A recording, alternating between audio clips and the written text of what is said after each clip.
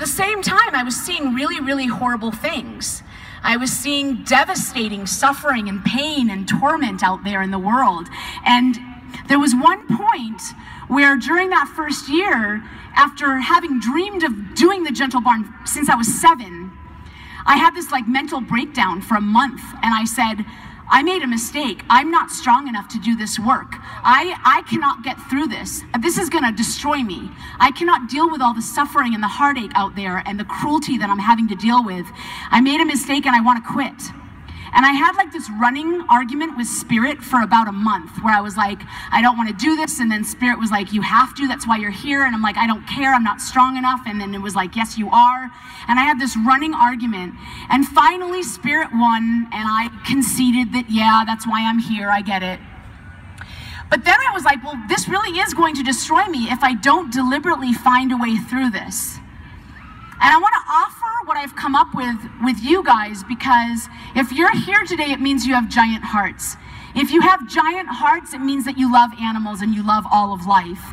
If you love animals and all of life, it means that your heart is hurting with me when you see the deforestation and the destruction of the planet and the suffering of the animals and the loss of humanity. And so if you're suffering, then you're hurting. And so these are the 5 things that I've come up with to get through the hurting. Number 1, I have resolved to surround myself with positivity only.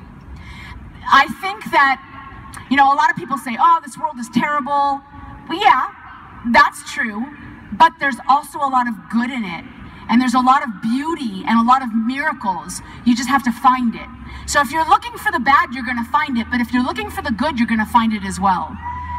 So I resolved to tell myself, instead of looking at the bad, instead of listening to the horrible things, instead of surrounding myself with negativity and complaining and horror and fear and devastation, I'm gonna surround myself with positivity. I'm gonna watch positive movies that inspire me to be stronger and to do more. I'm gonna surround myself with positive friends on social media that uplift me and inspire me and make me stronger. I'm gonna have positive conversations with people. And not to say that I'm burying my head in the sand. I'm cognizant of the problem. I'm aware of it. But I'm gonna surround myself with the positivity to inspire and strengthen me so that I can continue this work, because I've survived 20 years, but I've gotta survive another 80. So that we can have gentle barns in every single state, and we can have a vegan world, and we can have the cages open, and we can have the horses run free, and we can have the forests grow tall, and we can have the oceans clean and thriving. That's the world that I want, and that's the world that I'm gonna work towards, and I can't do it if I crumble and fall because of the pain. I have to make it through. And so that's number 1, I surround myself with positivity. The second thing that I do is, yeah, I'm cognizant of the problem, but I also make sure that I'm paying attention to our progress. Look how beautiful progress we're making. This is a Vegfest in Vegas in its 2nd year, and look at the attendance. That's amazing. That is amazing.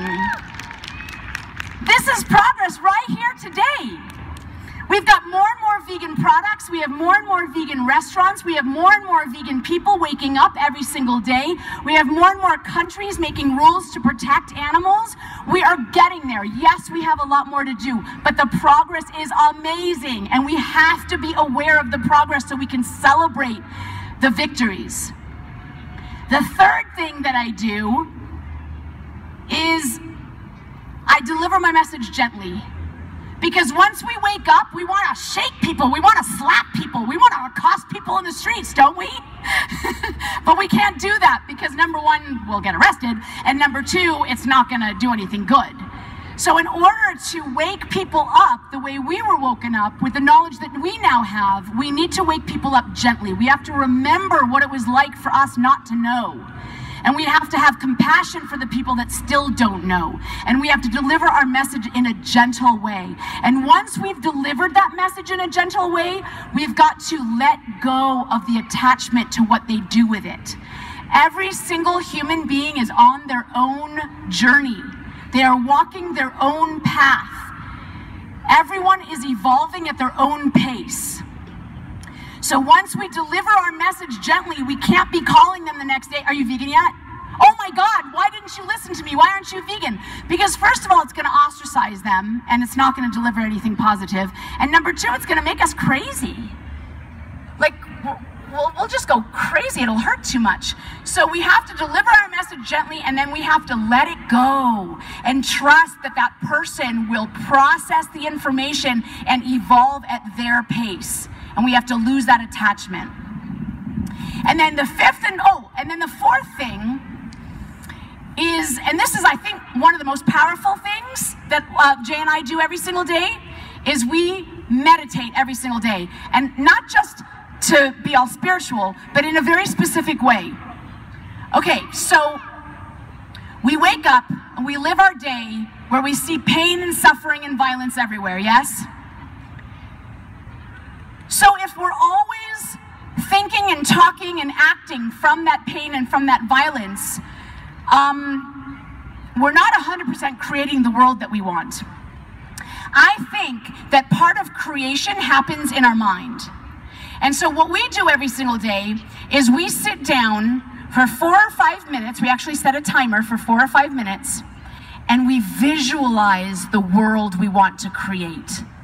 We close our eyes and we visualize the cage doors being flung open and the animals running free.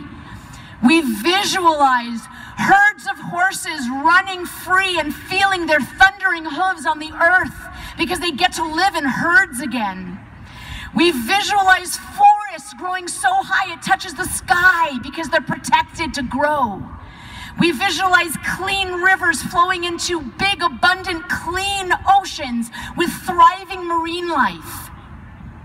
We visualize abundant gardens feeding us with fruits and vegetables, and the gardens making us healthy and our bodies healthy. We visualize flocks of birds flying overhead and everyone in the community stopping what they're doing and waving to them because they're part of the community. We visualize people holding hands and cradling chickens in their arms and singing them to sleep. We visualize people hugging cows. We visualize kindness and peace on this planet. And then when we're done, we go to work. And we heal animals, and we host groups of kids, and we help people be aware, and we help people wake up. But those 5 minutes are key, because if we can't taste, smell, touch, feel, and believe in that gentle world, then who else is going to? We are the ones that have to see that world. We are the ones that have to live in that world for at least 5 minutes every day so we can go out into the world and we can create it. I'm hoping that you'll join me, maybe, visualizing that gentle world, because we believe that we'll have it one day. And then the fifth thing that we do to keep us positive and keep us surviving is something really important. So I have good news and I have bad news. The bad news is big business runs the world, yes?